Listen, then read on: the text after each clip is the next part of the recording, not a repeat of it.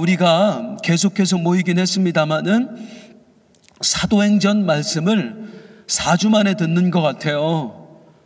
설날 연휴가 끼어서 한번 빠졌고, 타미워커 집회로 한번 빠졌고, 지난주 영적 부의 축제로 또 다른 말씀이 전해졌고, 그래서 사도행전을 무려 4주 만에 다시 보게 된 것 같습니다. 이 4주 전, 그러니까 이 직전에 있었던 사도행전 말씀이 어떤 말씀이었습니까? 오순절 성령 강림 사건이었어요. 그런 말씀 드렸어요. 성령은 오순절날 처음 오신 게 아니었다고요. 이미 구약에도 성령께서는 이 땅에 오셨고 활동하셨다고요. 그러면 오순절 성령 강림이 무슨 의미가 있나? 그 이전에 성령이 오셨던 것과 오순절날 마가다락방에 성령이 오신 것과 어떤 차이가 있나? 두 가지 말씀드렸습니다. 오순절 성령 강림 이전에 구약과 또 신약, 오순절 바로 직전에 있었던 성령의 역사들은 모두에게 부어진 게 아니었습니다. 특정한 사람들에게만 부어졌습니다. 그런데 오순절 성령 강림 사건 이후에 하나님이 미리 약속해 주신 게 있지요. 내가 내 영을 모든 육체에게 부어주리니. 이제 오순절을 기점으로 해서 성령은 모든 사람에게, 성령을 사모하는 사람에게, 구하는 자에게, 구원을 하나님께 요청하는 사람에게 모두에게 부어지게 된 것입니다. 그래서 오순절 성령 강림이 특별한 겁니다. 또한 오순절 성령 강림이 특별한 것은 지금까지의 성령은 어떻게 했어요? 함께 하시는 분이었어요. 성령은 특정한 사람들에게 오셔서 하나님이 원하시는, 성령이 원하시는 동안 잠깐 머물다가 떠나가셨어요. 그런데 오순절 성령 강림 사건부터는 이미 하나님이 약속을 주셨지요. 내가 내 영을 너희 속에 두겠다고 말씀하셨잖아요. 이제는 성령께서 우리 안에 직접 들어오시게 된 겁니다. 그래서 우리와 영원히 함께 거하시게 된 겁니다. 이건 아주 놀라운 사건입니다. 그래서 구원받은 사람, 하나님의 자녀된 모든 사람 안에는 성령 하나님이 거하시는 거예요. 그래서 이제 우리를 뭐라고 부르느냐 하면 구원받은 사람을 따라하겠습니다. 성령의 전, 성령의 전이라고 부르는 것입니다. 그래서 너희가 성전된 것과 라고 얘기하는, 내 안에 성령 하나님이 계시니 이제는 내가 성전이 된 거예요. 더 이상 눈에 보이는 성전이 필요 없게 된 것입니다. 그래서 하나님께서 예루살렘 성전을 무너뜨리신 거예요. 이게 이제 중요한 겁니다. 그러면 이제 여기까지가 4주 전에 전했던 말씀이고요. 오늘은 이 오순절 성령 죄송한데요.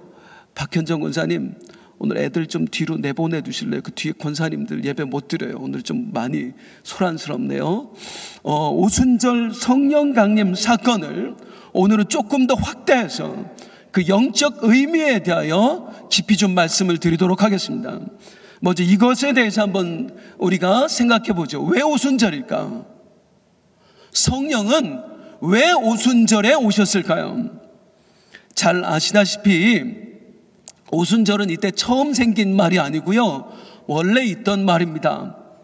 오순절은 이스라엘의 명절이에요. 3대 명절에 들어갑니다. 이스라엘의 3대 명절 혹시 아시나요? 따라하십니다. 유월절, 오순절, 장막절. 이 세 개가 이스라엘의 3대 명절, 가장 큰 절기입니다. 이스라엘의 절기에는 아주 특별한 의미가 있습니다. 보통 각 민족에게 있는 명절은 사람이 만든 거예요. 그런데 이스라엘의 명절은 사람이 만든 게 아닙니다. 누가 만드셨죠? 우리 하나님께서 만드셨습니다. 하나님께서 절기를 정하시고 이스라엘 사람들에게 이 절기를 지켜라 하셨어요. 이스라엘의 절기는 누가 만드셨다고요? 하나님이 만드셨어요. 그럼 하나님께서 이 절기를 만드신 이유가 있을 거 아니에요. 왜 하나님은 절기를 만드셨고 절기를 지키라고 하셨을까요? 골로새서 2장 16절 17절입니다. 같이 읽습니다. 시작. 그러므로 먹고 마시는 것과 절기나 초하루나 안식일을 이유로 누구든지 너희를 비판하지 못하게 하라. 이것들은 장래일의 그림자이나 몸은 그리스도의 것이니라. 절기는 장래일에 무엇으로 주셨다? 그림자로 주어진 것이다. 절기는 장래일의 그림자이다. 이게 무슨 말이냐면 하나님께서 우리를 구원하실 때에 그냥 막무가내로 마구잡이로 되는 대로 구원하신 게 아니에요. 하나님께서는 철저하게 우리의 구원을 계획하셨습니다. 언제 치밀하게 그 순서와 시간까지도 하나님께서는 다 계획하시고 그 하나님의 계획에 따라서 우리를 구원하신 거예요. 언제 죄를 씻어낼지, 언제 사망의 문제를 해결할지, 언제 하나님의 영을 다시 그 안에 모시게 할지, 이런 구원의 계획을 하나님께서 다 미리 세워놓으셨어요. 그리고 우리가 구원받았을 때에 우리로 하여금 우리의 구원은 우연이 된 게 아니구나, 하나님이 미리 구원을 계획해 놓으셨구나, 그 계획에 따라 우리가 구원받은 거구나, 우리가 구원받은 게 확실하구나, 이걸 깨닫게 하기 위해서 주신 게 바로 절기입니다. 말하자면 건축가가 건축을 할 때 그냥 집을 마구잡이로 짓는 게 아니잖아요. 제일 처음에 뭐를 그리죠? 설계도면을 그려요. 그리고 이 설계도에 따라서 집을 지어간단 말입니다. 하나님께서 우리를 구원하실 때 구원의 계획, 구원의 설계도를 주셨는데 그 설계도가 뭐라고요? 절기라고요. 그 절기라는 설계도를 우리에게 주시고 그 설계도에 따라서 우리를 구원하신 거예요. 그래서 절기를 알게 되면 하나님께서 이런 방식으로 우리를 구원하셨구나, 우리의 구원에는 이런 의미가 있구나 라는 걸 우리가 깨닫게 되는 것입니다. 그러면 이 절기와 우리의 구원이 어떻게 연결되는지 잠깐 한번 살펴보도록 하겠습니다. 유대인의 3대 명절이 있다고 그랬죠. 다는 아니고 그 중에 큰 거 2가지, 유월절과 그리고 오순절을 한번 설명드릴게요. 먼저 유월절입니다. 유월절이 가장 처음 지켜진 때가 언제지요? 이스라엘 백성들이 애굽을 탈출할 때입니다. 10가지 재앙이 애굽 땅에 하나님께서 10가지 재앙을 일으키셨어요. 마지막 재앙이 애굽 땅에 있는 온 장자들이 죽음을 맞는 거였습니다. 죽음의 사신이 애굽 땅에 찾아갔습니다. 그때에 누구만 구원을 받았다고요? 어린 양의 피를 문선주에 바른 집만 죽음이 넘어갔다고요. 패스오버라, 죽음이 유월했다. 그래서 유월절입니다. 이게 첫 번째 유월절입니다. 그런데 가만히 생각을 해보세요. 이스라엘 백성들이 죽음으로부터 구원받은 게 무엇 때문이죠? 어린 양의 피를 발랐기 때문이에요. 더 깊이 들어가면 내가 죽어야 될 죽음을 누가 대신 죽은 거예요? 어린 양이 대신 죽은 거예요. 어린 양이 대신 내가 죽을 죽음을 죽었기 때문에 내가 죽음을 벗어날 수 있었던 거예요. 동시에 바로 왕의 손아귀에서 벗어날 수 있었던 거예요. 그러니까 유월절, 첫 번째 유월절은 유월절 어린 양의 죽음을 통해, 그 대속의 죽음을 통해서 내가 살아난 날입니다. 이게 구원과 어떻게 연결이 되지요? 예수님께서 이 땅에 오셨습니다. 예수님께서 이 땅에 오셔서 우리 죄를 대신 지시고 대속의 죽음을 맞으시잖아요. 어디에서? 십자가에서. 언제 죽으셨어요? 그게 유월절이에요. 우리 예수님께서는 유월절에 죽으셨어요. 그래서 우리 예수님을 뭐라고 불러요? 유월절 어린 양이라고 부르는 것입니다. 하나님께서 우리의 구원을 설계해 내온 그대로 이스라엘 백성을 출애굽시킬 때 그 어린 양이 대신 죽음으로 말미암아 이스라엘 백성들이 죽음에서 벗어난 것처럼 하나님께서 나중에 예수 그리스도를 유월절 어린 양 되시게 하심으로 말미암아 우리를 죽음에서 건져주신 거예요. 이게 구원의 설계도대로 그대로 되어진 겁니다. 그리고 이제 오순절로 가는데, 오순절로 가기 전에 한 가지 명절을 더 소개를 해드릴게요. 따라하십니다. 초실절. 초실절이라는 명절이 있는데 이건 3대 명절에는 안 들어갑니다. 이 초실절은 언제를 말하냐면 유월절 지나고 나서 첫 번째 안식일 다음 날, 그날이 초실절이에요. 이 초실절날 이스라엘 백성들은 뭘 했냐면 보리 추수를 기념하면서 하나님께 제사를 지냈습니다. 이 초실절부터 하나님 이제 보리 추수가 시작이 되거든요. 보리를 추수하면 한 단을, 수확물을 잘라서 한 단을 탁 잘라서 하나님 앞에 드려요. 초실절날. 그러면서 하나님 이 예물을 받으시고 앞으로 우리에게 더 많은 수확을 거두게 하여 주옵소서 하고 드렸던 제사, 그게 언제 드렸다고요? 초실절이에요. 이 초실절에 어떤 사건이 있었을까요? 십자가에서 죽으셨던 예수님께서 초실절날 부활하십니다. 초실절이 안식 후 첫날이에요. 이 초실절날 부활하십니다. 그래서 초실절날 뭘 드렸다고요? 보리 수확한 것의 첫 열매를 드렸다고요. 그래서 우리 예수님을 신약 성경에 뭐라고 하냐면 부활의 첫 열매가 되셨다, 그렇게 설명하는 거예요. 이게 무슨 말이에요? 첫 보리 수확한 걸 하나님께 드리면서 하나님 첫 열매를 드립니다. 앞으로 수많은 수확이 거둬지게 하옵소서. 그 의미로 하나님께 초실절 드렸다고 했죠. 예수님께서 부활의 첫 열매가 되시면서 이제 예수님을 시작으로 해서 천하 만민이 이 부활을 함께 경험하게 하여 주시옵소서. 그날이 바로 초실절입니다. 부활절이에요. 그래서 철저하게 구약의 절기들과 우리 구원의 역사들은 연결이 되어 있습니다. 이렇게 예수님께서는 유월절에 십자가를 지셨고 초실절에 부활하셨습니다. 그리고 성령은 언제 오셨어요? 오순절에 오시는 거예요. 그럼 이제 왜 성령이 오순절에 오셔야 됐는가? 오순절이 도대체 무슨 의미인가? 그래서 설명을 드릴게요. 이제 오순이라는 말은 한문으로는 그냥 50 그런 말이에요. 51 그런 말이에요. 왜 그러냐면 초실절부터, 초실절을 포함해서 50일째 되는 날이 오순절이거든요. 그러니까 예수님께서 부활하시고 40일 동안 계셨다가 열흘 동안 기도하고 성령이 임하셨잖아요. 딱 오순절날 성령이 오신 거예요. 그런데 이 오순절을 다른 말로 뭐라고 하냐면 칠칠절이라고도 하고 맥추절이라고도 합니다.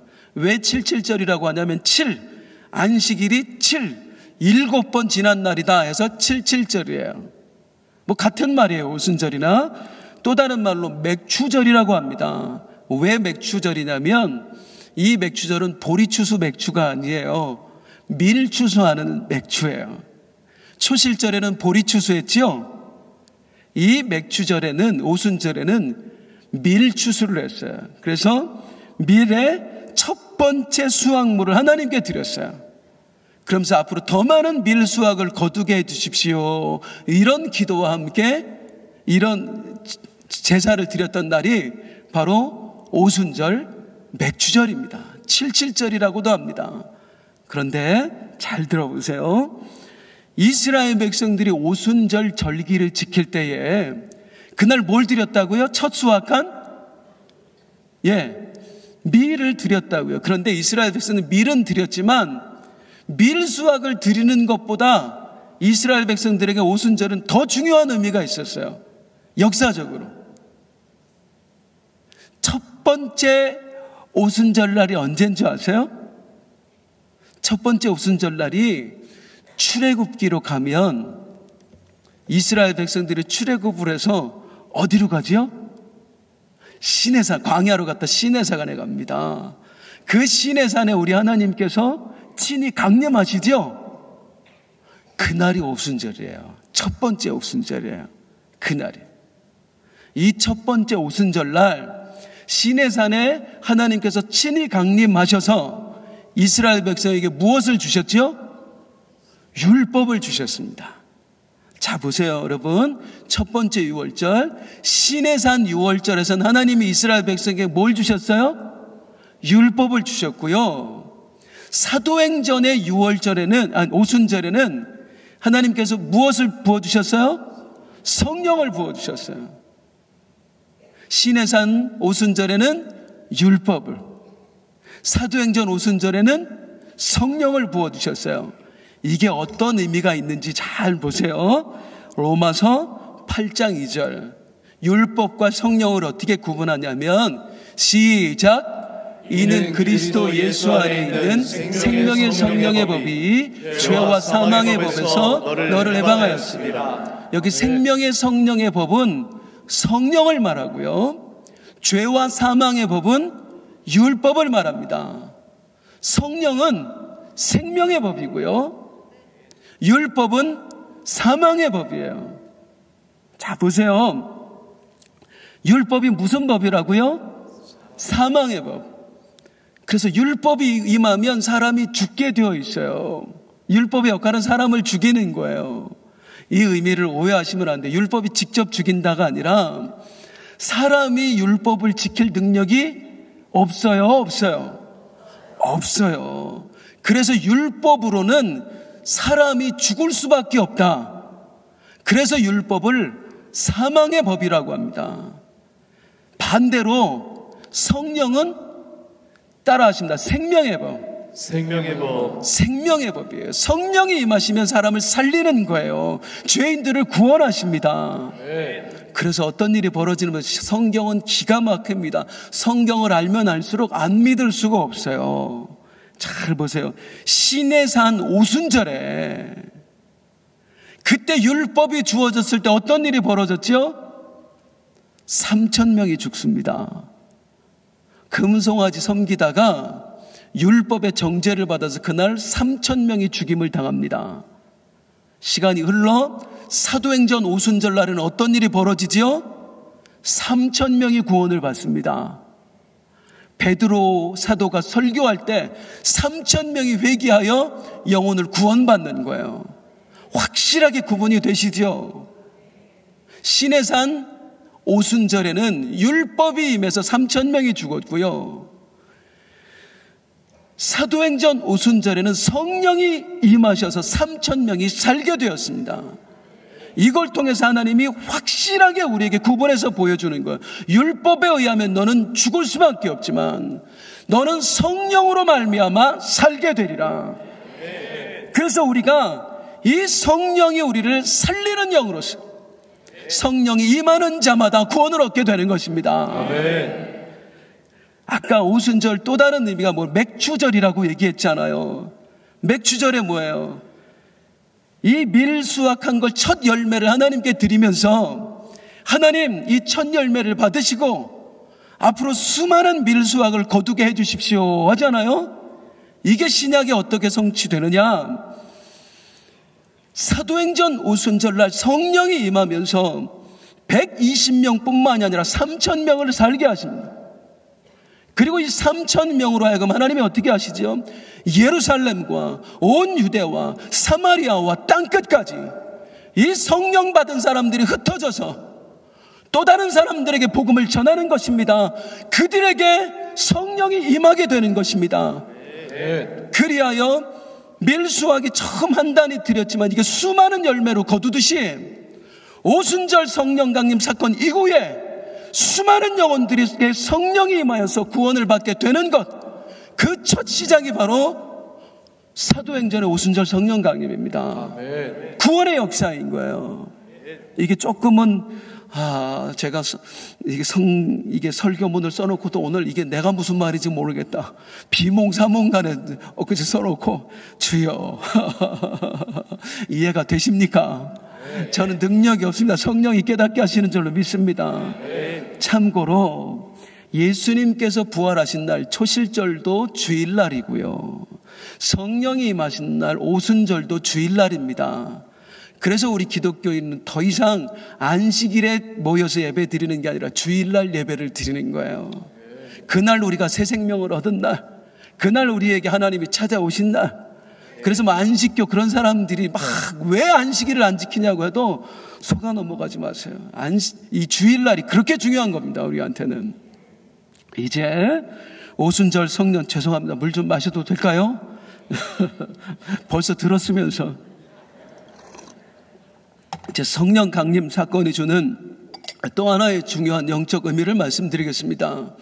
이제는 귀를 쫑긋 세우고 한번 들어봐 주세요. 방언에 대하여 말씀을 드리겠습니다. 오순절 성령 강림 사건 때에 성령이 임하시면 원래 수많은 은사들이 나타납니다. 그런데 오순절 성령 강림 사건 때 첫 번째 나타났던 은사는 방언입니다. 그리고 오늘날도 이 방언의 은사가 빈번하게 일어납니다. 하나님은 왜 우리를 방언하게 하셨을까? 이제 그거에 대해서 말씀을 드리도록 하겠습니다. 이 방언이 성경에서 처음 등장하는 때가 바로 오순절 성령 강림 사건 때거든요. 그런데 오순절 성령 강림 때 있었던 방언은 우리가 지금 하는 방언과 좀 다릅니다. 어떤 방언이죠? 사도행전 2장 4절 보겠습니다. 시작. 그들이 다 성령의 충만함을 받고 성령이 말하게 하심을 따라 다른 언어들로 말하기를 시작하니라. 따라하겠습니다. 다른 언어들. 여기 다른 언어들이라고 말한 이 방언은 외국어를 말합니다. 이들이 외국어를 말하기 시작을 했다는 거예요. 얘가 조금 부끄러워하긴 하는데 제가 한 번 더 이 얘기를 드립니다. 저희 막내가 처음 수련회 가서 방언 받았다고 막 자랑을 한 거예요. 엄마가 얼마나 좋아요. 그래서 야, 우리 아들 고맙다. 그때 초등학교 5학년인가 뭐 그랬을 거예요. 그래서 방언 한번 해봐라. 그러니까 어떻게 방언을 갑자기 해요? 안 한다. 그러니까 해봐라. 그러니까 좀 이상한데 해봐. 괜찮아. 해봐. 그러니까 우리 막내가 방언을 해도 돼요? 해도 돼요. 진짜로 한다고 그러더니 스바 그러는 거예요. 그래서 그만해. 아니 무슨 하나님이 욕방언을 주셨을까? 저희가 미국에 갔잖아요. 미국에서 선교관에 머물렀어요. 이 선교관에 러시아 전쟁 때문에 많은 러시아 선교사님들이 들어와 있었어요. 그분들한테 이 얘기를 했더니 그분들이 이구동성으로 하는 얘기가 목사님 그거 러시아 말입니다. 스파시바 감사합니다라는 뜻입니다. 그때 알았어요. 얘가 욕방언을 받은 게 아니구나. 그러니까 외국어 한 거예요. 그따라서 얘가 지금 러시아 말을 하냐? 그거 아닙니다. 그것만 했습니다. 지금은 다른 방언으로 바뀌었습니다. 미국에 있을 때 또 한 번의 이야기를 들었습니다. 한국인인데 미국을 순회하면서 선교했던 분이에요. 어느 날 이분이 내가 이 일을 하는 게 맞나 하는 그런 회의가 든 거예요. 하나님, 내가 이 사역을 하는 것이 하나님 뜻이면 나에게 오늘 확신을 좀 주십시오. 증표를 주십시오. 하고 미국의 어느 시골 마을로 갔는데 미국 굉장히 땅덩어리가 넓잖아요. 그러니까 미국 사람들 중에서는요, 그 미국 시골은요, 정말 평생 자기 마을을 안 떠난 본 사람들이 굉장히 많아요. 우리 할아버지, 할머니들 중에. 외국 사람을 한 번도 안 본 사람들이 정말 많아요. 그래서 이분이 어느 시골 마을에 갔다가 주일날 그 교회에서 예배를 드린 거예요. 옆에 어떤 미국 할머니가 앉아 있다가 기도를 하는데 이분이 방언을 하더래요. 미국 할머니가 방언을 하는데 또박또박 한국말로 감사합니다. 그 말을 이 선교사님이 증표로 받은 거예요. 그래서 사역했다는 간증을 듣게 되었어요. 어쨌든 외국어로 하는 방언들이 있는데 오순절 성령 강림에 마가다락방에 임한 방언은 바로 외국어 방언이었습니다. 왜 성령께서 수많은 역사 중에 외국어를 말하게 하셨을까요? 오순절이 유대인의 3대 명절이라고 했습니다. 이 3대 명절에는 세계 각지에 흩어졌던 유대인들이 다 예루살렘 성전으로 모여듭니다. 그때로부터 약 500년 전에 이스라엘이 망하고 북이스라엘이 망하고 남유다가 망하면서 포로로 끌려간 사람도 있지만 이스라엘 사람들이 유럽, 아시아, 아프리카 전역으로 흩어져요. 전역으로 흩어져서 이 사람들이 그곳에서 회당을 지어서 말씀을 공부하며 살아갑니다. 그러다가 이들이 절기가 되면 늘 늘 예루살렘 성전에 와서 제사를 드리고 하는 거예요. 대단한 거죠. 그러니까 500년 동안 그 일을 하는 거예요. 그런데 500년을 살다 보니까 신앙은 남아있고 제사를 지내는 행위도 남아있지만 뭘 잊어버리냐면 언어를 잊어버립니다. 언어를 다 잊어버린 거예요. 그래서 이스라엘 사람들이 썼던 히브리어나 아람어를 아무도 못 알아듣는 거예요. 성령이 임하셨습니다. 성령이 임하셔서 예루살렘과 온 유대와 사마리아 땅과 성령이 저들에게 복음을 전하고 싶으신 거예요. 저들이 알고 있는 절기를 통해서 6월절 어린 양 되신 예수님이 어떤 의미인지, 그분의 부활이 어떤 의미인지, 오늘 성령이 임하신 것이 어떤 의미인지를 저들에게 말씀하고 싶으신 거예요. 아무도 못 알아듣잖아요. 그러니 120명에게 임하신 성령께서 각자에게 저들이 아는 언어로, 외국어로 말씀을 하게 하신 것입니다. 그 이야기가 사도행전 2장 7절에서 11절. 다 놀라 신기하게 여기려되 보라, 이 말하는 사람들이 다 갈릴리 사람이 아니냐. 우리 각 사람이 난 곳 방언으로 듣게 되는 거 어찌 됨이냐. 왜 우리 말이 들리냐. 지금 우리 언어가 왜 들리냐. 9절 시작. 우리는 바데인과 메데인과 엘람인과 또 메소포타미아, 유대와 갑바도기와 본도와 아시아, 부르기아와 밤빌리아, 애굽과 및 구레네에 가까운 리비아 여러 지방에 사는 사람들, 로마로부터 온 나그네 곧 유대인과 유대교로부터 들어온 사람들과 그레데인과 아라비아 말도 나오고 그레데 말도 나오고 로마 헬라어도 나오고요, 갑바도기아 말도 나오고 애굽 말도 나오고. 그러면서 저들에게 자기들이 아는 언어로 예수의 복음이 들려진 거예요. 이 복음이 들려졌기 때문에 그날 3,000명이 회개할 수 있었던 거예요.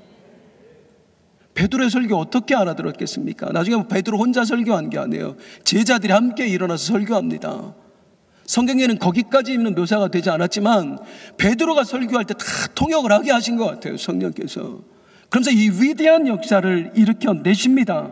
즉 오순절 성령 강림 때 각기 다른 언어들, 방언들로 말씀하게 하신 이유, 방언의 은사로 하나님께서 말씀하신 이유가 뭐라고요? 구원하시기 위해서요. 더 정확히는 천하 만민을 구원하시기 위해서입니다. 각종 언어, 이 언어로 모든 민족을 내가 구원하겠다라는 선언을 하시는 거예요, 지금 하나님께서. 원래 온 인류의 언어는 하나였습니다. 하나의 언어였다가 인간이 바벨탑에서 하나님께 도전함으로 말미암아, 범죄함으로 말미암아 모든 언어가 흩어졌죠. 언어가 흩어지면서 각 사람들이 다 흩어졌잖아요. 지금 오순절에 각 흩어졌던 사람들이 모여들었을 때 그들의 언어로 성령께서 말하시면서 이제 하나의 언어가 되게 하시면서 내가 너희를 모두를 구원하겠다라고 선언하신 바로 그 장면이 오순절 성령 강림 사건에 있었던 그 외국어 방언입니다. 자, 그러면 이제 여기서 우리에게 이런 의문이 생깁니다. 어떤 의문이냐면, 그럼 지금 우리가 하는 방언은 뭐냐? 우리가 지금 하는 방언은 뭐냐?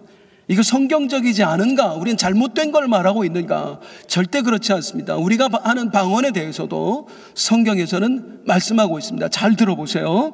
고린도전서 14장 2절입니다. 시작. 방언을 말하는 자는 사람에게 하지 아니하고 하나님께 하나니 이는 알아듣는 자가 없고 영으로 비밀을 말함이라. 자, 이 방언은 어떤 알아듣는 자가 없이 영으로 비밀을 말하는 방언입니다. 그러니까 우리가 하는 방언을 말하는 거예요. 지금 우리가 하는 방언, 그 방언을 초대교회 성도들도 했던 것입니다. 이걸 저는 이렇게 표현합니다. 따라합니다. 전혀 다른 언어.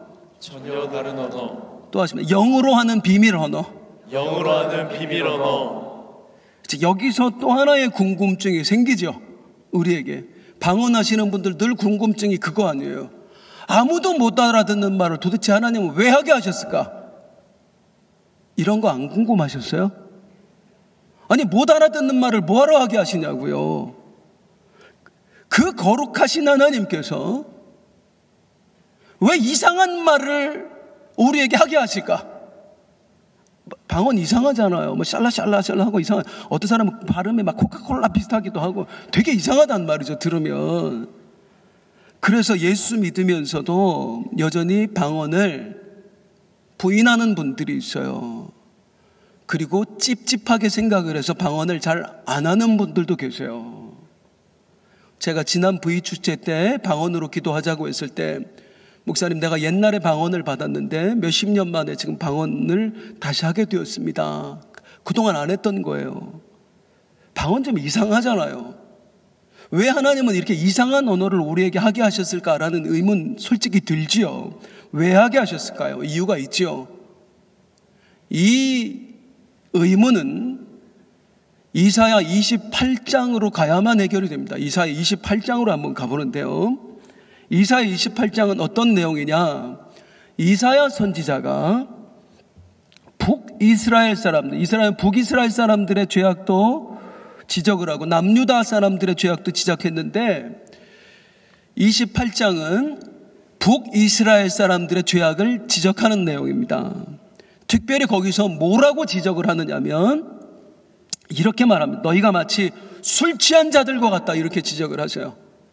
하나님께서 이사야 선지자를 통해서 이스라엘 사람들에게 한번 읽어보시죠. 이사야 28장 1절 3절 7절 시작.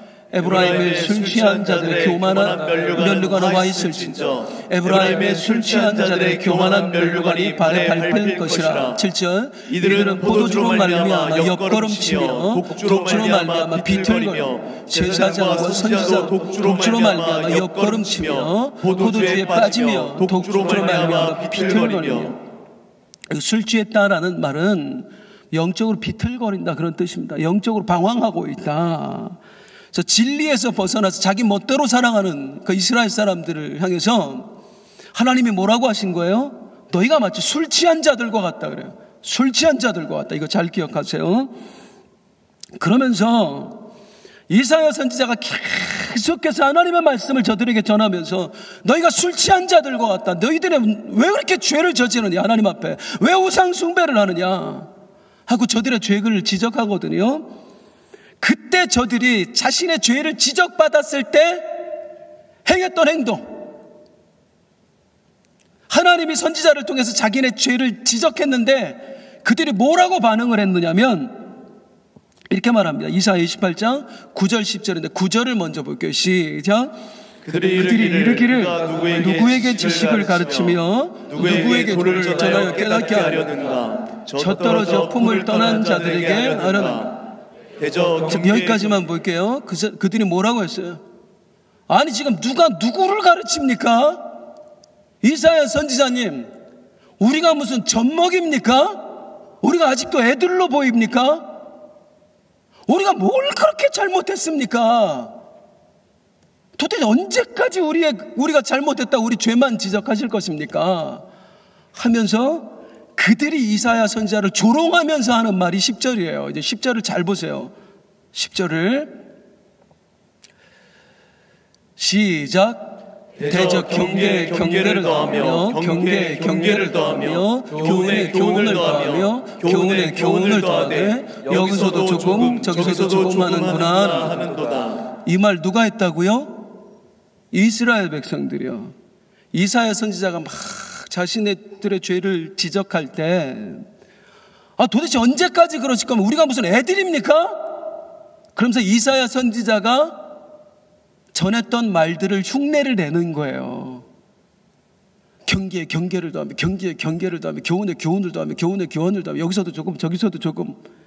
이게 우리 말에는 이렇게 멋지게 번역이 되어 있는데 원래 원어 그대로 읽어드리면 이런 차블라 차브 차블라 차브 카블라 카브 카블라 카블 제르샴 제르샴이에요.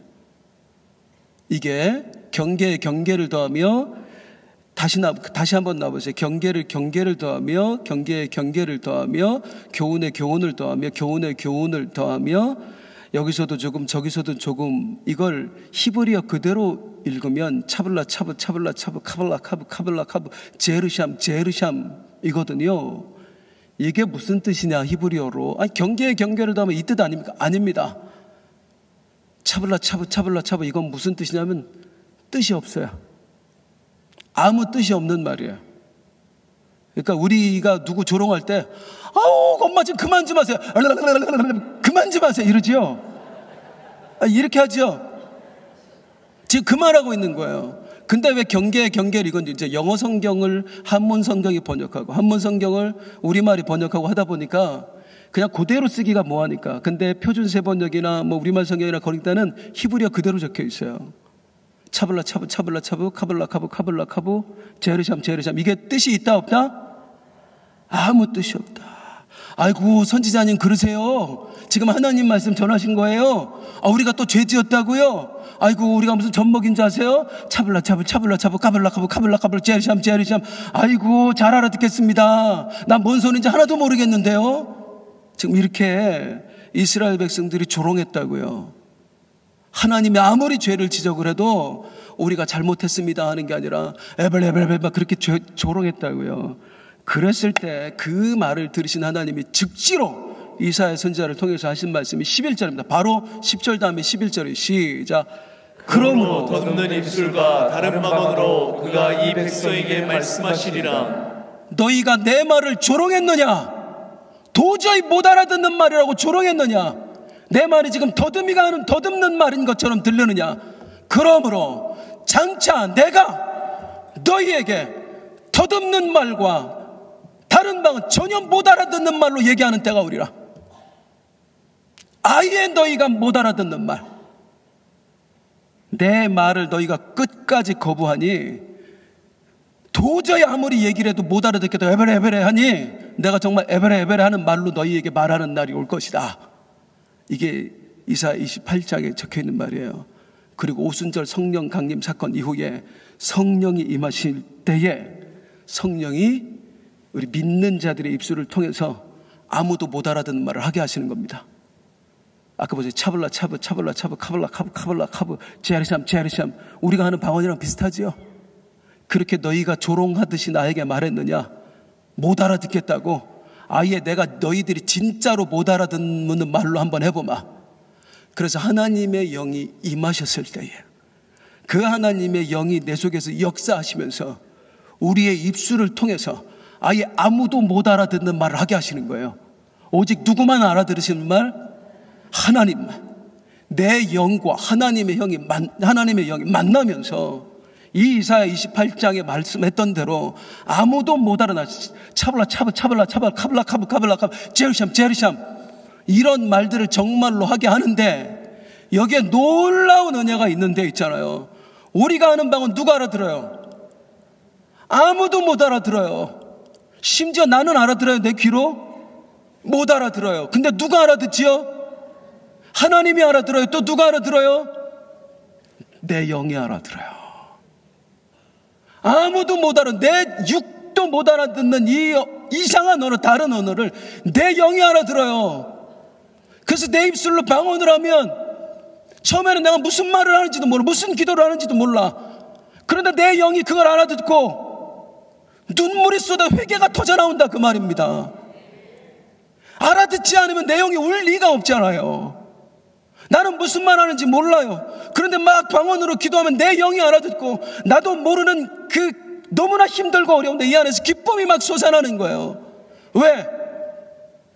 내 영으로 하여금 하나님께서 지금 소망을 말하게 하시니까 나도 모르는 기쁨이 솟아나는 거예요. 내가 모르는 기도를 하는데 왜 기쁨이 솟아나지? 내 영이 지금 기쁨의 소망의 기도를 드리고 있는 거예요. 나는 내가 지금 모르는 언어로 막 기도를 하고 있는데 뭔가 내가 하나님 앞에 내 인생을 드려야 될 것 같아. 정말로 주님을 위해 살아야 될 것 같아. 방언을 한참 기도한 다음에 나도 모르게 나오는 기도. 주님, 내가 주님을 위해 한번 살아보겠습니다. 차블라 차브 차블라 차브 카블라 카브 카블라 카브 제르샴 제르샴. 이게 어느 날 갑자기 이 땅에 뚝 떨어진 언어가 아니라 이스라엘 백성들이 하나님의 그 지적을 듣고 죄에 대한 지적을 듣고 아이고 못 알아듣겠네요. 조롱했던 말을 하나님께서 우리 입술을 통해서 그대로 되돌려주면서 아무도 듣지 못하게 하고 영으로 비밀을 말하게 하면서 오직 누구만 듣게 하셔요? 성령이 임한 자들의 영만 듣게 하시는 거예요. 성령이 임한 자들의 영만. 그래서 이 모습이 아까 이사야서에서는 뭐라 그랬어요? 하나님께서 이스라엘 사람들 보고 너희 마치 술 취한 자들 같다 그랬지요. 그런데 이 방언하는 사람들 보고 세상 사람들이 이해가 안 되니까, 이 영의 세계가 이해가 되겠습니까? 이해가 안 되니까 뭐라고 해요? 저들이 술 취했다. 오늘 본문에 보면 마지막 절이 그거예요. 저들이 술 취했다. 진짜 술 취한 자가 누구일까요? 진짜 술 취한 자가. 진리를 아는 사람이 술 취한 사람입니까? 진리를 모르는 사람이 술 취한 사람입니까? 성령 받아서 성령에게 이끌림을 받고 살아가는 사람이 술 취한 사람입니까? 아니면은 악령에게 이끌려 사는 사람이 술 취한 사람입니까? 우리에게 성령이 임하셨습니다. 그리고 우리에게 하나님이 거하신다는 증거를 주셨습니다. 여러 가지 증거가 나타나지만 그 중에 하나가 바로 방언인 거예요. 그러니까 여러분, 방언은 이상한 게 당연합니다. 이상한 게 당연한 거예요. 그걸 통해서 우리는 방언을 통해서 뭘 깨달아야 되냐면, 주여, 이스라엘 백성들이 이런 말도 안 되는 걸로 하나님을 평생을 조롱해 왔습니다. 나에게는 그런 일이 없게 하여 주옵소서. 이게 하나님께서요, 우리 입술을 통해서 믿지 않는 자들 조롱하거든요. 아예 못 알아듣는 언어로 말씀하시고 계신 거거든요. 그리고 또한 감사하세요. 내 귀로 못 알아듣는 건 내 영이 알아듣게 하신 하나님. 이게 성령으로만 가능하십니다. 그래서 사랑하는 성도님들, 이 방언은 하나님이 주신 겁니다. 그래서 이 방언을 이상하게 생각할 거 없어요. 이상한 게 당연한 겁니다. 일본 하나님이 이상한 언어로 주셨습니다. 그래서 방언을 받았는데도 오랫동안 방언의 은사를 등한시했던 분들이 있다면 하세요. 내 영이 들을 수 있는 하나님의 언어를 들려주셔야 돼요. 내 속에서 거룩한 성령이 기도하시는 거 들려주셔야 돼요. 그렇다고 해서 막 처음부터 그가 매일 방언만 기도하지 마세요. 내가 알아듣는 기도도 해야 돼요, 우리는요. 방언은 축복입니다. 다시 말씀드려, 방언은 축복입니다. 이제 정리합니다. 이제 우리에게 필요한 게 뭐냐면, 오순절 성령 강림 사건, 하나님은 뭘 가장 원하셨을까요? 결론은 하나입니다. 천하 만민의 구원입니다. 천하 만민의 구원입니다. 오순절은 원래 맥주절이었다고요. 밀을 수확하여 처음으로 드린 날, 이 물수확 하나님 처음으로 드립니다. 내 이 수확이 오늘로 그치지 않게 하시고 수많은 수확을 거두게 하옵소서. 그래서 오순절은 마가다락방에서 그치면 안 됩니다. 성령 받은 모든 사람, 오늘 성령 받았다고 해서 여기에 머무르면 안 됩니다. 성령 받은 모든 사람은 또 다른 수확을 하러 세상으로 나가야 됩니다. 예루살렘과 온 유대와 사마리아와 땅끝까지 나가서 우리 예수 복음 전하여서 또 다른 성령의 전대를 만들어내야 되는 거예요. 그게 오순절의 의미예요. 또한 나에게 성령이 부어졌을 때에 뭘 하게 하셨다고요? 방언하게 하셨다고요. 외국어 방언 왜 하게 하셨다고? 열방이 듣게 하시려고 방언하게 하셨다고요. 이것도 천하 만민을 위한 구원입니다. 우리 또한 마찬가지입니다. 우리라고 왜 방언하게 하셨다고요? 하나님의 영으로 말씀하는 걸 내 영이 듣게 하셨다고요. 내 영에게 하나님이 무슨 말씀하시겠어요? 네가 깨달은 구원을 온 유대와 사마리아와 땅까지 전파해라라고 주신 건 아닙니까? 그래서 우리가 성령 충만을 유지하기 위한 가장 확실한 방법은 뭐냐면 복음을 증거하는 겁니다. 아멘. 기도만 가지고는 안 돼요. 기도만 가지고는 교만해집니다. 많이 보셨지요? 골방에서 기도만 하고 막 방언만 하는 사람 보세요. 얼마나 교만해지는지요. 영적으로 끊임없이 복음을 전하면서 실패도 경험하고 넘어지기도 하고 예수 복음 전해서 또 한 번 깨닫는 거예요. 맞아, 나도 저런 죄인이었고 나 아무것도 모르는 사람이었는데 나를 구원하셨구나. 그래야 우리 안에서 성령이 역사하시고 나를 충만하게 이끄시는 것입니다. 오늘 이 밤에 춥기도 하고 여러 가지로 우리 성도님들 또 출타도 많이 하신 것 같아요. 보니까 내 눈으로 와서. 그런데 이 밤에 또 한 번 우리가 성령의 은혜를 사모하면서 아멘. 성령의 기름 부음을 받는 귀한 밤이 되기를 소망합니다. 아멘. 특히 방언 하시는 분은 오늘은 뜨겁게 한번 방언을 해보세요. 그냥 당당하게 한번 해보세요. 당당하게, 하나님이 왜 방언을 주셨는지 아셨으니까 당당하게 하시고, 아직 방언의 은사 확실하게 방언이 나오는 것 같은데 확실하게 안 나온다 하는 분들, 아니면 방언의 은사를 받고 싶은, 방언을 하지만 더 뜨겁고 싶은 분들, 강단에도 올라오시고 앞에도 나오시고 오늘 하여튼 불 떨어지는 이 밤이 되기를 소망합니다. 아멘. 하나님의 역사를 경험하기를 소망합니다. 아멘. 우리 함께 찬송할게요. 일어나서 함께 찬송합니다.